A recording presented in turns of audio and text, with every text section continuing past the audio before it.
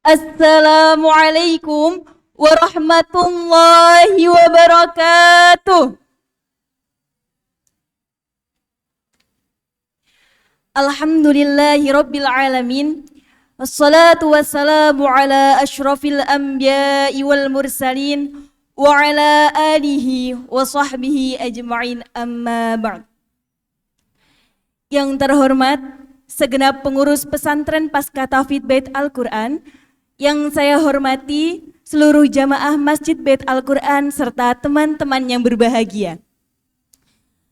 Puji syukur kehadirat Allah Subhanahu wa Ta'ala yang telah menurunkan Al-Quran sebagai cahaya dan petunjuk bagi umat manusia. Salawat teriring salam, marilah kita sanjung agungkan kepada Nabi Muhammad Sallallahu Alaihi Wasallam beserta keluarga, para sahabat dan umat beliau hingga akhir zaman.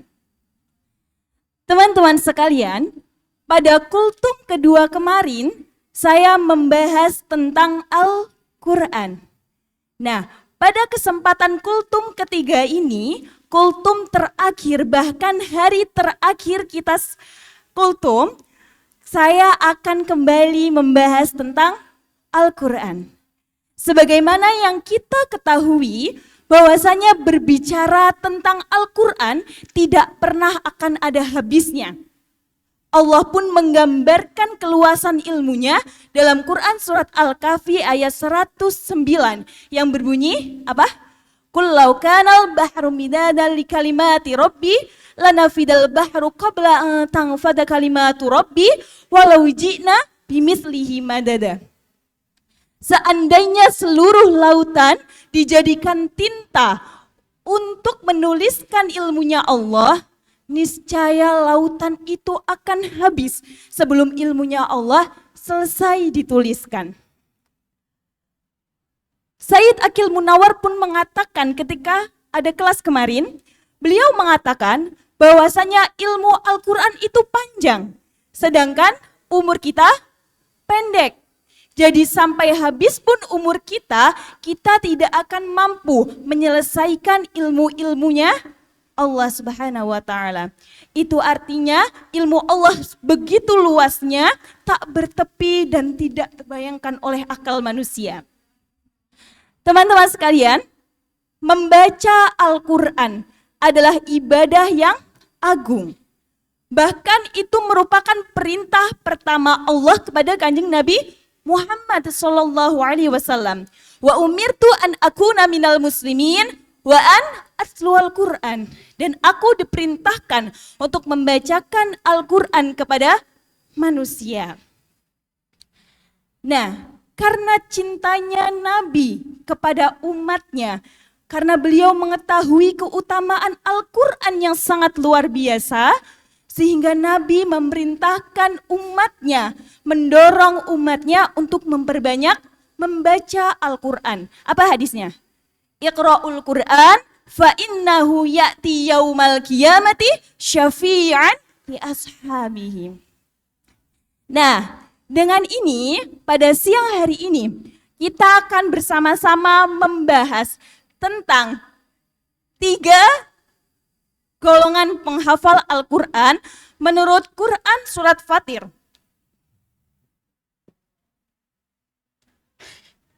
Ayat 32. Dia ada 3 golongan. Apa ayatnya teman-teman?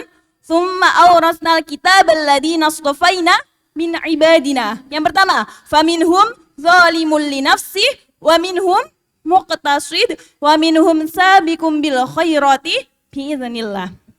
Oke, yang pertama adalah zalimul li nafsi. Aduh, jelek banget ya. Oke, yang pertama yaitu zalimul li nafsi. Siapa ini zalimul li nafsi? Summa aurasnal kitabal ladina astafaina min ibadina. Kemudian kami wariskan kepada hamba-hamba kami yang kami wariskan. Yang pertama, zalimul li nafsi, yaitu para penghafal Al-Quran yang menzolimi dirinya sendiri. Mereka diberikan hafalan, tetapi tidak bisa menempatkan hafalannya pada tempatnya. Mereka zolim. Teman-teman tahu arti zolim? menempatkan sesuatu tidak pada tempatnya. Mereka tahu ayat-ayat Al-Quran, bahkan menghafalkannya, tetapi akhlaknya tidak mencerminkan Al-Quran. Mereka tahu ayat tentang menjaga lisan, tapi lisannya tidak dijaga. Mereka tahu tentang ayat menjaga lisan, tapi mereka tidak menjaga lisannya. Mereka menghafal Al-Quran, tapi enggan untuk memurojaahnya. Dan kelompok ini masih pilihan dan diberikan cahaya oleh Allah. Tetapi mereka tidak menjadikan cahaya itu sebagai penerang hidupnya. Tidak menjadikan Al-Quran sebagai pedoman hidupnya. Ini yang dimaksud dengan menzolimi diri sendiri. Oke, yang kedua apa? Summa awrasnal kitab alladziina astafaina min ibadina faminhum zalimun li nafsi wa minhum muqtasid. Nah, siapa ini? Mereka adalah golongan penghafal Al-Quran yang berada di tengah-tengah atau bersifat moderat.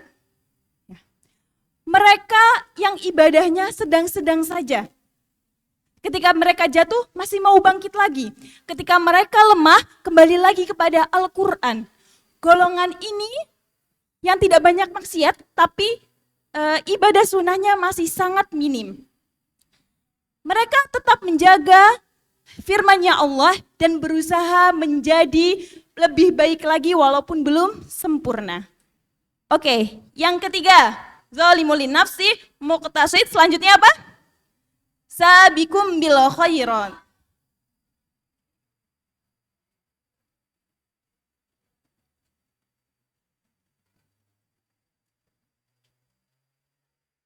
Nah, selanjutnya sabikum bil khairat.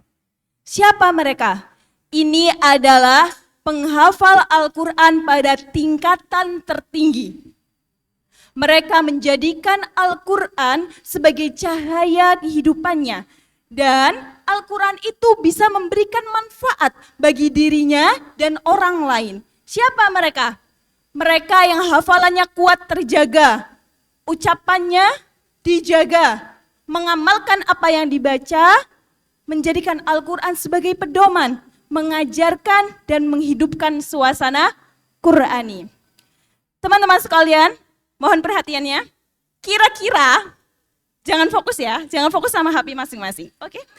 Mohon perhatiannya, kira-kira kita berada di posisi yang mana nih? Hah? Kira-kira kita berada di mana? Coba introspeksi diri, kita berada di yang mana? Ketika kita masih berada di tingkatan mencintai Al-Quran, tapi tidak bisa merubah perilaku kita, mungkin ada yang salah antara hubungan kita dengan Al-Quran. Ketika kita berinteraksi dengan Al-Quran, mungkin ada yang salah. Jadi apa yang menentukan kita berada di mana? Kita sebagai penghafal Al-Quran, kemarin dijelaskan oleh Ustadz Ali Nurdin, kita sebagai penghafal Al-Quran itu bukan tujuan, tetapi sebagai wasilah agar kita lebih sering berinteraksi dengan Al-Quran. Jadi yang menentukan kita ada di mana itu bukan banyaknya hafalan kita, tetapi dengerin, seberapa sering kita berinteraksi dengan Al-Quran dan seberapa jauh Al-Quran memperbaiki akhlak kita. Sebelum saya akhiri kultum ini, saya punya sebuah cerita yang insya Allah bisa memotivasi teman-teman semua. Karena dari cerita ini juga sangat membuat saya terkesan. Cerita ini diceritakan oleh Kiai Muhammad Mahfud Harir, pengasuh pondok pesantren BUQ Demak. Beliau bercerita bahwasanya ada beberapa santri yang baru saja menyelesaikan hafalannya. Mereka diberikan pesan oleh gurunya. Besok kalau di rumah tetap rajin deres ya. Terus ada salah satu santri yang menjawab atau bertanya, matur kepada gurunya tersebut. Santri itu bertanya, rajin deres itu seberapa banyaknya Kiai? Nah, jawaban kiainya yang sangat membuat saya terkesan. Apa jawabannya? Ala qadri sa'adatil lati turiduha. Deres itu seberapa ingin kita bahagia di dunia maupun akhirat. Jadi semakin banyak kita deres, semakin kita merasakan kebahagiaan. Semoga kita semua menjadi golongan yang orang istiqomah dalam berinteraksi dengan Al-Quran dan tidak pernah akan habis belajar memperdalam ilmu Al-Quran. Sekian yang dapat saya sampaikan, kurang lebihnya saya mohon maaf kepada Allah, saya mohon ampun.